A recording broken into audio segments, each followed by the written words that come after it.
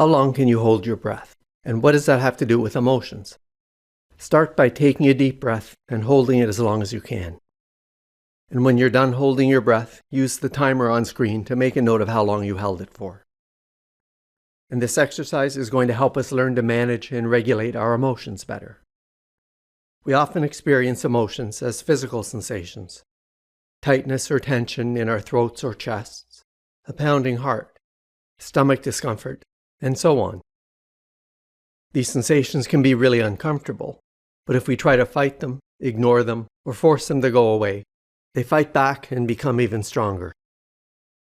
And when we react negatively, what's going on? Is there something wrong with me? I can't stand feeling this way. We make them even harder to tolerate, because now we're not just dealing with the discomfort itself, but also with the added frustration or worry, which makes our experience even more unpleasant. And we'll let the timer run a little longer, just in case you're still holding your breath. And remember to make a note of how long you held it for when you're done.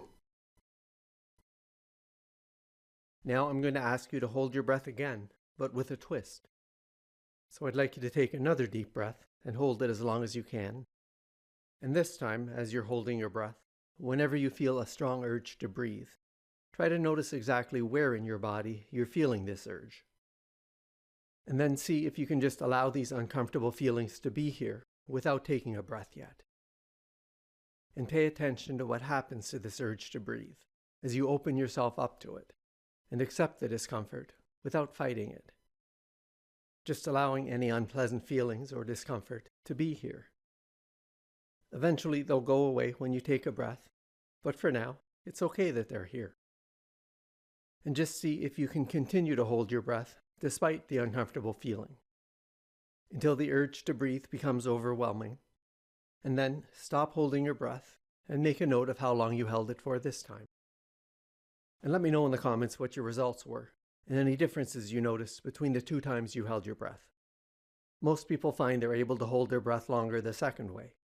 And so this exercise helps illustrate that the way we respond to discomfort, like the type of discomfort we might feel in response to an unpleasant emotion, can change how we experience it. And if we simply acknowledge our uncomfortable emotions and notice where we're feeling them in our bodies and accept these emotions and feelings, opening ourselves up to them and allowing them to be here, they often become more tolerable and manageable and at least a little less intense. Just like how accepting the urge to breathe made it a little less intense and allowed us to hold our breath longer.